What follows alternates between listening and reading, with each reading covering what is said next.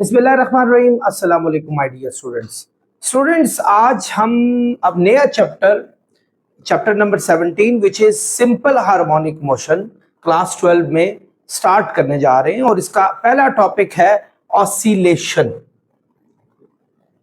Students, अपनी आपने school की जो स्टडीज थी उनमें एक चीज आपने पढ़ी थी, that is vibratory motion. Vibratory motion ये कौन सी मोशन थी? ऑल्दो के आपने, मैं थोड़ा सा आपको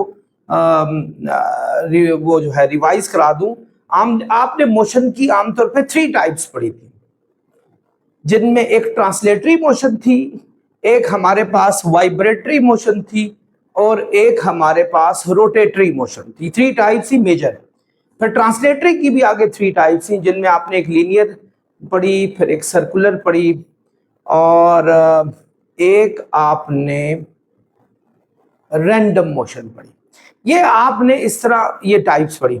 उनमें जब वाइब्रेटरी मोशन, बल्कि मैं थोड़ा थोड़ा सबका बता देता हूं, जो फर्स्ट आपने पढ़ी थी जो कि थी ट्रांसलेटरी मोशन, उसमें ये पढ़ा था आपने कि किसी भी स्ट्रेट लाइन में या इवन जिगजैग लाइन, किसी भी लाइन में आपकी जो मूवमेंट होती है वो आपकी ट्रांसलेटरी मोशन होती है। वो कर्व भी हो सकती है, स्ट्रेट भी हो सकती है, कहीं भी हो सकती है। फिर उसकी 3 टाइप्स में आपने एक सर्कुलर मोशन पढ़ी कि सर्कुलर में सर्कल में भाग रहे हो, जैसे ट्रेन ट्रैक अपने सर्कुलर ट्रैक में चल रही हो तो उसको सर्कुलर मोशन कहते हैं। फिर उसकी एक टाइप आपने पढ़ी थी जो कि थी आपकी रैंडम मोशन के आगे पीछे दाएं बाएं ऊपर नीचे किसी भी डायरेक्शन में, यानी इरेगुलर डायरेक्शन में जा रहे हो तो वो आपकी रैंडम मोशन कहलाती है, जिसका एक सबसे अच्छी एग्जांपल बटरफ्लाई है कि वो कभी कहाँ जा रही है तो कभी कहाँ जा रही है। इसी तरह गैस के मॉलिक्यूल्स वो किसी भी जगह पर जा रहे होते हैं। फिर आपने एक लीनियर मोशन पढ़ी थी, यानी स्ट्रेट मोशन। जैसे अगर कोई एक फ्री फॉलिंग बॉडी है, बिल्कुल सीधी सीधी नीचे आती है, तो उसको हम लीनियर मोशन कहते हैं। फिर हमने ये तो ट्रांसलेटरी की 3 टाइप्स थी। फिर हमने रोटेटरी मोशन पढ़ी थी, यानी अपने एक्सेस के इर्द गिर्द स्पिन करने को रोटेटरी मोशन कहते हैं, जिनमें आपने लट्टू की एग्जांपल पढ़ी। आप जमीन की जो स्पिन है दैट इज आल्सो रोटेटरी। जमीन का जो सूरज के गिर्द सर्कुलर चक्कर है उसको सर्कुलर मोशन कहते हैं, लेकिन अपने गिर्द चक्कर को रोटेटरी मोशन कहते हैं। और आखिर में आप लोगों ने वाइब्रेटरी मोशन को पढ़ा। वाइब्रेटरी मोशन स्टूडेंट्स होती है to and fro motion. To and fro motion को वाइब्रेटरी मोशन कहा जाता है।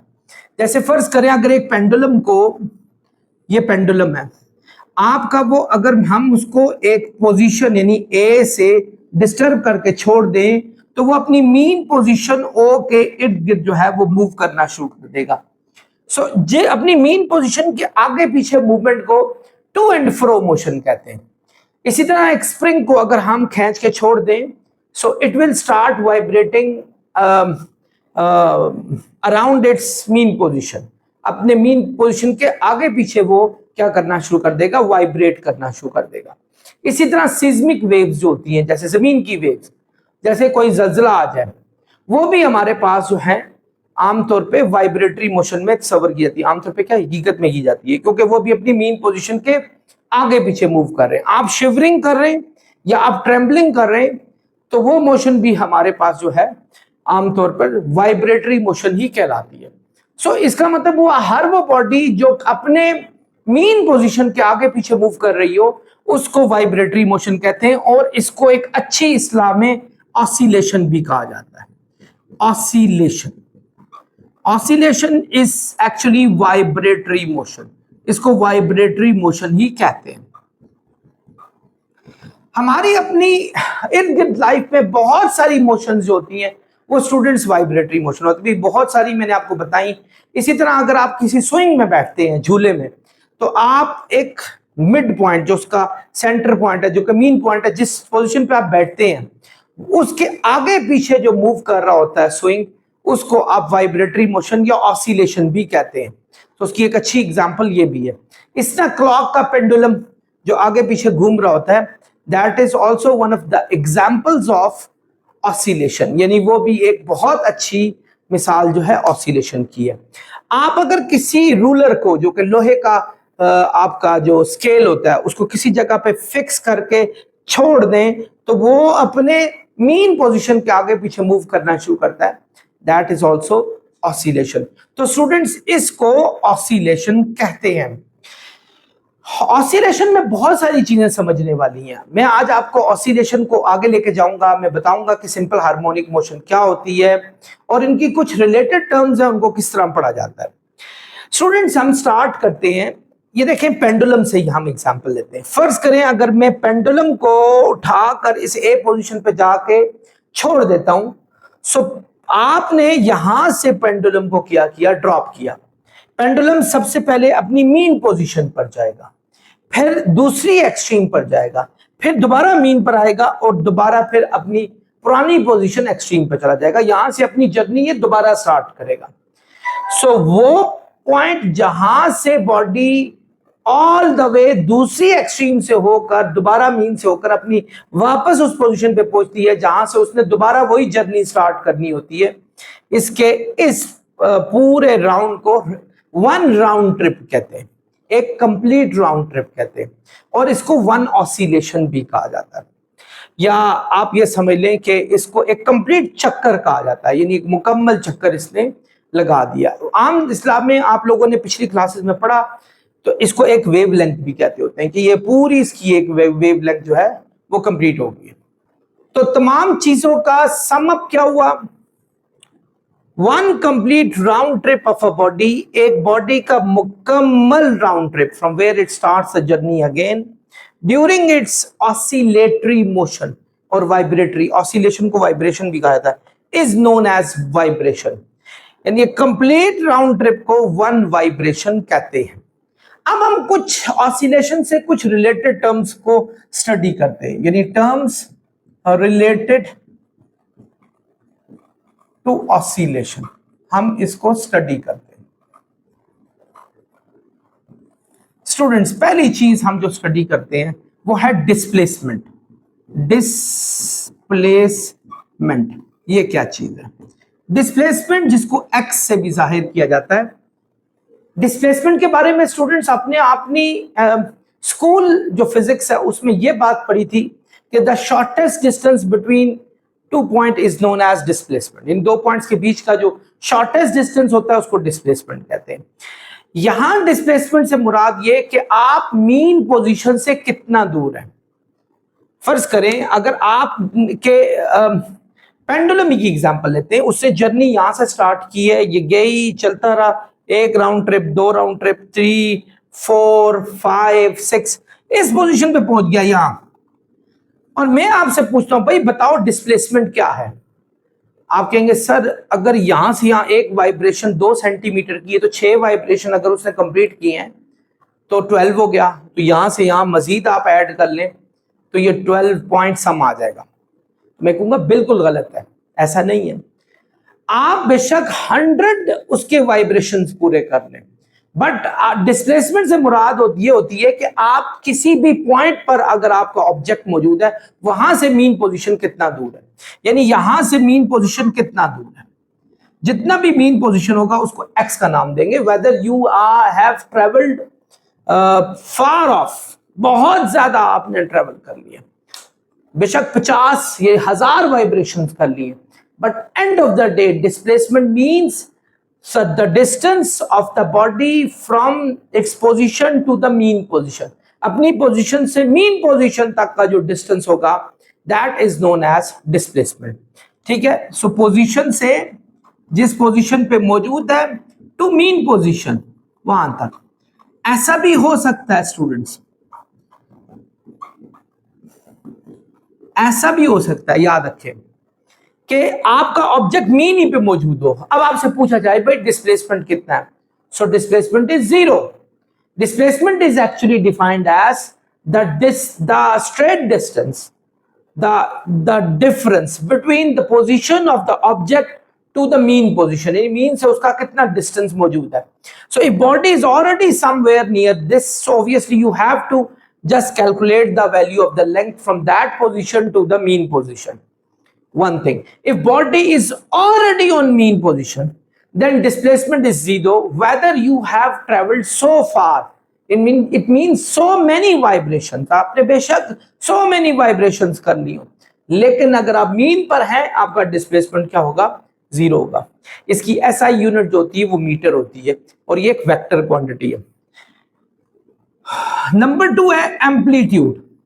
एम्पलीट्यूड, एम्पलीट्यूड को X naught, X M, X max ये सब नाम दे सकते हैं, नाम से ही साबित है। X max maximum displacement body का, यानी सिंपल सॉरी ऑसिलेशन में मौजूद किसी भी बॉडी का जो मैक्सिमम डिस्प्लेसमेंट होता है वो मीन से एक्सट्रीम तक का होता है। फर्ज करें आपकी बॉडी यहां है, ये एक्सट्रीम पॉइंट है, एक्सट्रीम यहां से ऊपर नहीं जाती, सो यहां से यहां तक का जो टोटल डिस्टेंस होगा उसको एक्स नॉट कहेंगे। इवन यहां से यहां भी अगर हो गया तो उसको भी एक्स नॉट कहा जाएगा, ये एक्स एम कहा जाएगा। This is known as amplitude.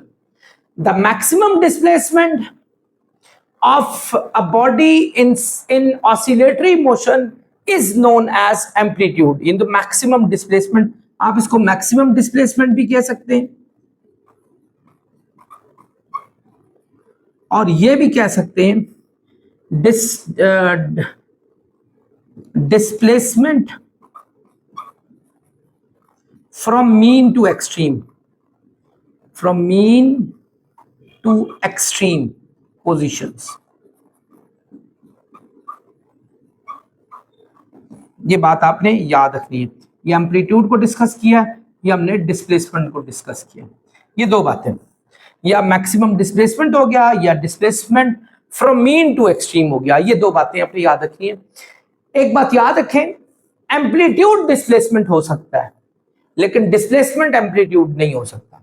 Obviously amplitude यहां से यहां, अगर आपकी बॉडी यहां पहुंच गई है एक्सट्रीम पर, तो एक्सट्रीम से मीन का डिस्टेंस वैसे ही जहां बॉडी हो वहां से मीन का टोटल जो डिस्टेंस होता है उसको आप डिस्प्लेसमेंट कहते हैं। तो बॉडी अगर एक्सट्रीम पे मौजूद है ऑलरेडी, इसका मतलब है वो एम्पलीट्यूड भी उसका वही है और डिस्प्लेसमेंट भी इसका वही है। सो आपका एम्पलीट्यूड डिस्प्लेसमेंट हो सकता है लेकिन आपका डिस्प्लेसमेंट एम्पलीट्यूड नहीं हो सकता। डिस्प्लेसमेंट किसी भी पोजीशन पर होता है, यहां भी हो सकता है, यहां भी, इवन मीन के ऊपर भी हो सकता है। सो आई होप आपको ये दो बातें समझ आ गई होंगी। नंबर 3 है students, that is time period. Time period जिसको कैपिटल टी से जाहिर करते हैं। व्हाट इज दिस, ये क्या चीज है हमारे पास? Time period is defined as the total time taken by a body of oscillatory motion to complete its round trip, one round trip। एक बॉडी जब आपका कंप्लीट राउंड ट्रिप करती है तो उसको जितना टाइम लगता है that is known as time period. फर्ज करो अगर मैं यहां से ड्रॉप करता हूं और पूरी वाइब्रेशन वो कंप्लीट करने में 2 सेकंड्स लगाती है तो इसका टाइम पीरियड हमारा 2 सेकंड होगा, यानी पूरा वाइब्रेशन में जितना टाइम लग रहा है, यानी time taken to complete one round trip. एक राउंड ट्रिप के लिए जितना टाइम लग रहा है इसको कैपिटल टी से जाहिर करते हैं, कैपिटल टी से जाहिर करते हैं। और आई होप आप लोग समझ होंगे, या आप यूं भी कहते हैं the total time for the number of vibrations, total number of vibrations. फर्ज करो अगर आप, जैसे आपका एसी करंट है, अल्टरनेटिंग करंट, आपको पता है 1 सेकंड में वो 50 साइकिल्स पूरे करता है, यानी टाइम कितना लगा रहा है हमारे पास 1 सेकंड, और कितनी साइकिल्स पूरी कर रहा है 50 साइकिल्स। तो अगर आपसे टाइम पीरियड पूछा जाए तो वो T/N होगा, यानी T कितना 1 और 50, यानी हर एक साइकिल को पूरा करने के लिए उसको 0.02 सेकंड्स लगते हैं।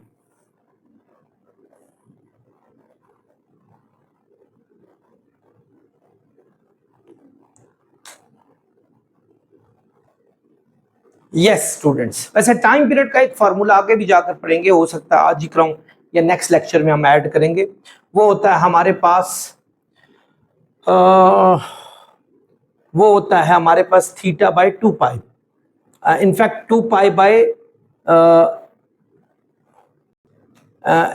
2π/ω, यानी T का एक फॉर्मूला होता है 2π/ω के।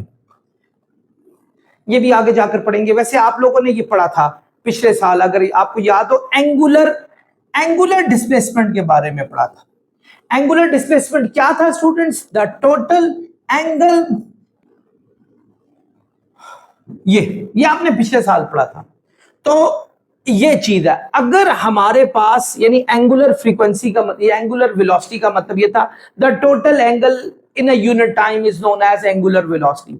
अगर हमारे पास टोटल एंगल 2 पाई हो, यानी 2 पाई का मतलब है कंप्लीट राउंड ट्रिप, तो उसमें जो टाइम लगता है उसको टाइम पीरियड कहा जाता है। तो टाइम पीरियड यहां चला गया, ये जो ओमेगा है जिसको एंगुलर वेलोसिटी, यानी ये फार्मूला इसका ये भी बन सकता है, ये बात याद रखें।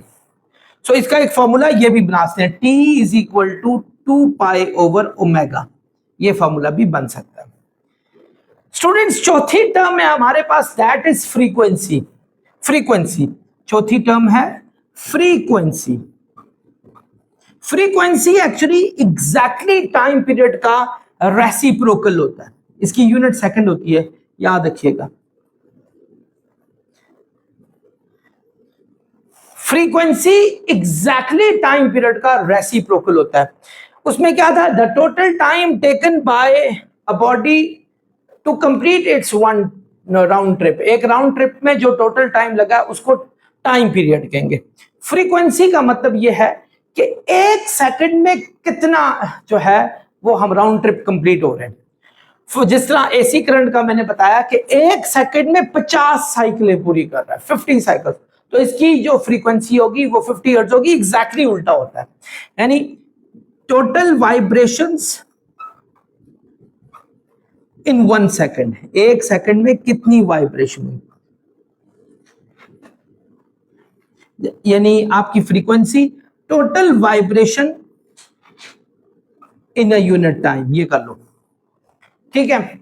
अगर आपके पास टोटल वाइब्रेशन हमारे पास जितनी भी हैं और टाइम जो होगा वो ये हमारे पास है, आपका ये एग्जैक्टली उसका रेसिप्रोकल है, वहां टी ऊपर है एन नीचे है, यानी हम कह सकते हैं कि ये हमारे पास 1/t के इक्वल है, और t वैसे भी हमारे पास किसके इक्वल था? 2 पाई बाय ओमेगा के इक्वल था। तो अगर मैं 2 पाई बाय ओमेगा लगा लूं तो ओमेगा ऊपर चला जाएगा, ओमेगा ओवर 2 पाई हमारे पास फ्रीक्वेंसी आ जाएगी। ये हमारे पास है फ्रीक्वेंसी। स्टूडेंट्स एक ये भी एक फिजिकल क्वांटिटी है, इसकी जो यूनिट होती है वो एक बड़े मशहूर साइंटिस्ट थे, हर्ट्ज, ठीक है, उनके नाम पे इनकी यूनिट्स हर्ट्ज रखी गई थी, तो इनकी यूनिट है हर्ट्ज। हर्ट्ज जो यूनिट है स्टूडेंट्स वो पर सेकंड को भी कहते हैं, क्योंकि सेकंड नीचे है और 1 ऊपर है, यानी इस पर सेकंड को भी कहा जाता है। सो ये है, यानी फ्रीक्वेंसी का मतलब हुआ टोटल साइकिल्स पर सेकंड, यानी इसकी सीपीएस भी एक यूनिट होती है, साइकिल्स पर सेकंड, ये भी एक यूनिट होती है, याद रखिएगा।